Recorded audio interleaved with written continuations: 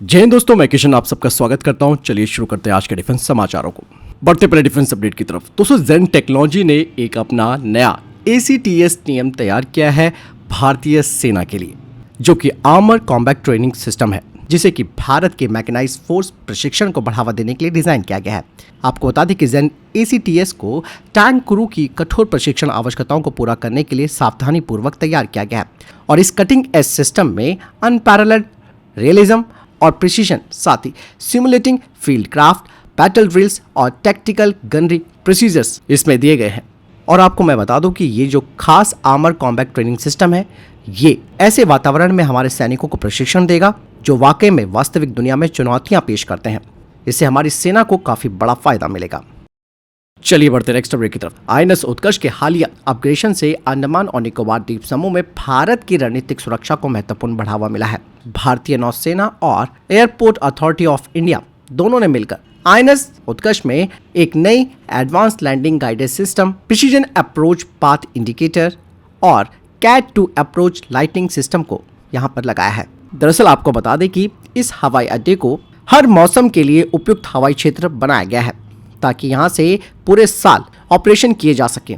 हालांकि इससे एक तरफ तो हमारे पर्यटन को तो बढ़ावा मिलेगा, लेकिन दोस्तों यहां से भारत को रणनीतिक महत्व भी मिलेगा। अंडमान और निकोबार कमांड के तहत एक महत्वपूर्ण भारतीय नौसैनिक हवाई स्टेशन के रूप में यह हिंद महासागर क्षेत्र में विशेष रूप से चीनी युद्धपोतों की आवाजाही की निगरानी में महत्वपूर्ण भूमिका निभाएगा और ये बढ़ी हुई क्षमता रणनीतिक रूप से संवेदनशील क्षेत्र में भारत की रक्षा स्थिति को मजबूत करती है।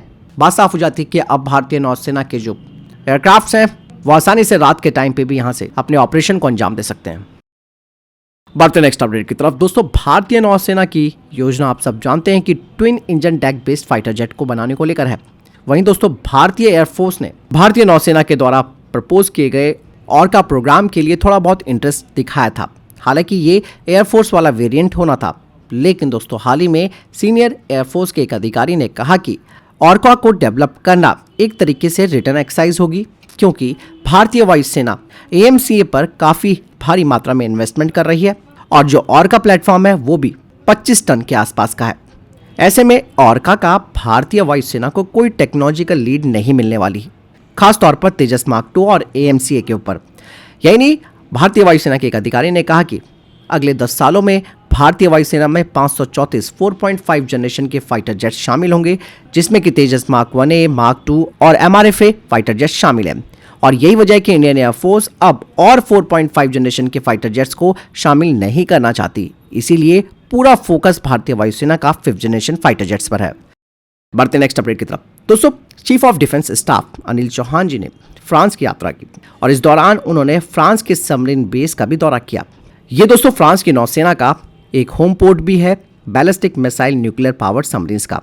दरअसल फ्रांस भारत के SSN प्रोग्राम से जुड़ना चाहता है, जिसमें कि भारत का ध्यान फ्रांस से पंप जेट प्रपल्जन टेक्नोलॉजी को हासिल करना है, जिसे कि भारत अपनी nuclear powered conventionally armed attack submarines पर लगाना चाहता है, जो कि अभी डेवलपमेंट स्टेज पर है। बढ़ते नेक्स्ट अपडेट की तरफ। ऑर्डिनेंस फैक्ट्री अंबाझरी ने एक महत्वपूर्ण उपलब्धि हासिल की है अपने नए 155 mm HE बोलेट शेल के सफल परीक्षण से, जिसे कि उन्होंने armament research and development establishment के सहयोग से विकसित किया है और इन शेल्स का परीक्षण बालासोर में प्रूफ एंड एक्सपेरिमेंटल एस्टेब्लिशमेंट में किया भी गया है। ये परीक्षण 155/52 कैलिबर AT-AGS हविजर का उपयोग करके किए गए थे।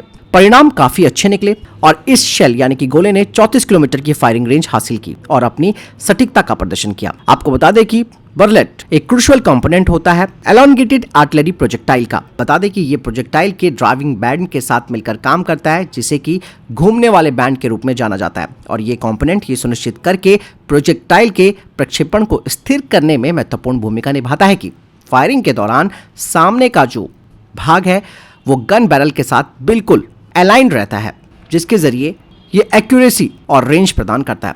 आपको मैं बता दूं कि ये जो 155 mm HE बोलेट शेल का सफल परीक्षण भारत की स्वदेशी आर्टिलरी क्षमताओं में एक महत्वपूर्ण कदम है। ये शेल्स अपनी विस्तारित सीमा और बेहतर सटीकता के साथ भारतीय सशस्त्र बलों को युद्ध के मैदान में विशेष फायदा भी करेंगे। चलिए बढ़ते नेक्स्ट अपडेट की तरफ। दोस्तों, हाल ही में कुछ हाई रेजोल्यूशन सैटेलाइट इमेजरी सामने आई है, जिसमें कि ये देखा जा सकता है कि सिलीगुड़ी कॉरिडोर में भारतीय वायुसेना की एक महत्वपूर्ण फैसिलिटी बागडोगरा एयरबेस में अपग्रेडेशन का काम काफी तेजी से चल रहा है और ये अपग्रेडेशन क्षेत्रीय तनाव के बीच आया है चाइना के साथ। ऐसे में ये जो अपग्रेड किया जा रहा है वो काफी महत्वपूर्ण हो जाता है। दरअसल ये जो एयरबेस है वो LAC से काफी नजदीक है। यहाँ से भारतीय वायुसेना अपने एयर ऑपरेशंस को आसानी से कर सकती है। जो सैटेलाइट इमेजेस है उनसे पता चला है कि इस रनवे का विस्तार किया गया है, यानी कि यहाँ पर भारी परिवहन जेट और अधिक पेलोड वाले फाइटर जेट्स की स्क्वाड्रंस शामिल की जाएगी। साथ ही भारत यहाँ पर तेजी से सेना और उपकरणों को तैनात कर सकता है। इसके अलावा यहाँ पर इंफ्रास्ट्रक्चर को भी इन्हांस किया गया है, जिसमें कि नई इमारतें और जो सपोर्टिंग फैसिलिटीज़ हैं उन्हें तैयार किया जा रहा है। इसके अलावा यहाँ पर एमुनिशन स्टोरेज, मेंटेनेंस बेस और क्रू क्वार्टर्स भी तैयार किए जा रहे हैं। इसके अलावा दोस्तों जो यहाँ पर मॉडर्नाइजेशन किया जा रहा है वहाँ पर air traffic control system, communication network और मॉडर्न रडार टेक्नोलॉजी को भी तैनात किया जा रहा है। दरअसल ये परियोजना भारत के लिए एक डेटरेंट के रूप में काम करेगी, जो कि अपनी क्षेत्रीय अखंडता की रक्षा के लिए भारत के संकल्प को भी प्रदर्शित करती है और बेहतर एयरबेस इस क्षेत्र में भारत की रणनीतिक स्थिति और भविष्य के किसी भी संघर्ष की स्थिति में अपनी एयर पावर को प्रोजेक्ट करने की क्षमता को मजबूत करता है। चलिए बढ़ते नेक्स्ट अपडेट की तरफ दोस्तों। दिनेश कुमार त्रिपाठी अब भारतीय नौसेना के नए प्रमुख बन चुके हैं। उन्होंने एडमिरल R हरिकुमार जी की जगह ली है। आपको बता दें कि जब वो भारतीय नौसेना प्रमुख के रूप में उन्होंने अपना कार्यभार संभाला तो उन्होंने पहले अपनी मां रजनी त्रिपाठी से आशीर्वाद लिया। भारतीय नौसेना के सबसे वरिष्ठ अधिकारी वाइस एडमिरल त्रिपाठी जी के पास एक अच्छा खासा एक्सपीरियंस है। उन्होंने कई पदों पर काम किया है, जिसमें कि पश्चिमी नौसेना कमान के flag officer commanding in chief के रूप में हाल ही में वो तैनात थे। बता दें कि वाइस एडमिरल त्रिपाठी जी को नौसेना के हाईली डेकोरेटेड अधिकारियों में गिना जाता है। उन्हें 2019 में अति विशिष्ट सेवा मेडल से भी नवाजा जा चुका है। उन्हें नौसेना मेडल भी मिला है। चलिए बढ़ते नेक्स्ट अपडेट की तरफ दोस्तों। चाइना अब अपने तीसरे एयरक्राफ्ट कैरियर को उतारने वाला है और चाइना अब अमेरिका से भी ज्यादा घातक एयरक्राफ्ट कैरियर तैयार कर रहा है, जो कि अगले साल चाइना की नौसेना में शामिल हो जाएगा। इस एयरक्राफ्ट कैरियर की कुछ विशेषताएं सामने आई है। इसका नाम फूजियान है, जिसे कि पूरी तरीके से चाइना में ही तैयार किया जा रहा है। इसका नाम Fujian super carrier type 03 aircraft carrier है। इसका डिस्प्लेसमेंट 71,875 टन का है, 316 मीटर लंबा है और इस एयरक्राफ्ट कैरियर की बीम 239 फीट ऊंची है। साथ ही इसमें कैटोबार सिस्टम भी लगा है। बता दें कि इस एयरक्राफ्ट कैरियर में फाइटर जेट्स के टेक ऑफ और लैंडिंग के लिए 3 छोटे छोटे रनवे बनाए हैं और इस एयरक्राफ्ट कैरियर पर सेल्फ डिफेंस हथियारों में HQ-10 short range surface to air missile system और 30 mm KH/PJ-11 ऑटो कैनन लगी है। इसका रडार आयताकार है, जो कि लंबी दूरी से आने वाली मिसाइलों और फाइटर जेट्स को ट्रैक कर सकता है और टारगेट को लॉक भी कर सकता है। इस एयरक्राफ्ट कैरियर में दोस्तों J-15B फाइटर जेट तैनात किए जाएंगे और J-15D electronic warfare fighter jet कहे जाते हैं। इसके अलावा इस युद्धपोत पर KJ-600 अवॉक्स को भी वो तैनात करेगा। साथ ही इसमें नया Z-20 मीडियम हेलीकॉप्टर भी तैनात किया जाएगा। बढ़ते नेक्स्ट अपडेट की तरफ। अमेरिकी थिंक टैंक की तरफ से एक बड़ा खुलासा हुआ है, जिसमें कहा जा रहा है कि चाइना का 2022 में जो असली डिफेंस बजट था वो 710 अरब डॉलर का था। हालांकि चाइना ने दावा किया था कि उसका जो डिफेंस बजट है वो 229 अरब डॉलर है, लेकिन साल 2022 में चाइना ने सेना पर 742 अरब डॉलर खर्च किए हैं। अगर भारत की रक्षा बजट से तुलना की जाए तो ये चीन से 9 गुना कम है।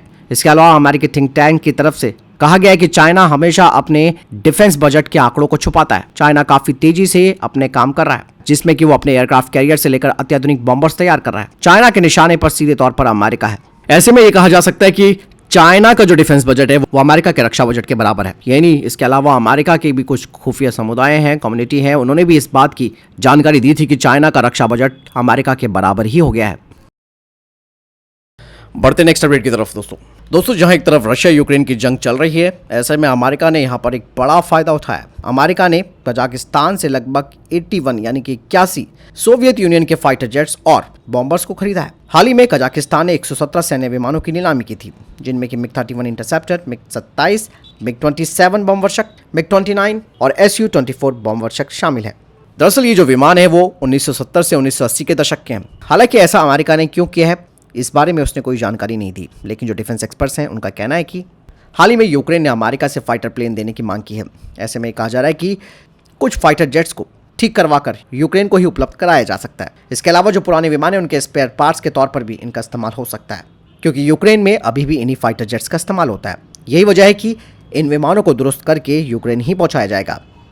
साथ ही ये भी अंदाजा लगाया जा रहा है कि इनका इस्तेमाल दुश्मन के लक्ष्य को भ्रमित करने के लिए हवाई क्षेत्रों में रणनीतिक रूप से भी इस्तेमाल किया जा सकता है। सूर्यदेवता प्रोजेक्ट्स प्राइवेट लिमिटेड ने भारतीय नौसेना को छठा एमुनेशन कम टॉर्पीडो कम मिसाइल बार्जेस को डिलीवर किया है। फिलहाल ये थे अभी तक के टॉप डिफेंस अपडेट्स। वीडियो के संबंध में कोई प्रश्न जवाब या आपका कोई सवाल है कमेंट सेक्शन में लिखकर जरूर पूछ सकते हैं। मिलता हूं नए वीडियो के साथ, चैनल को सब्सक्राइब कीजिएगा। जय हिंद, वंदे मातरम।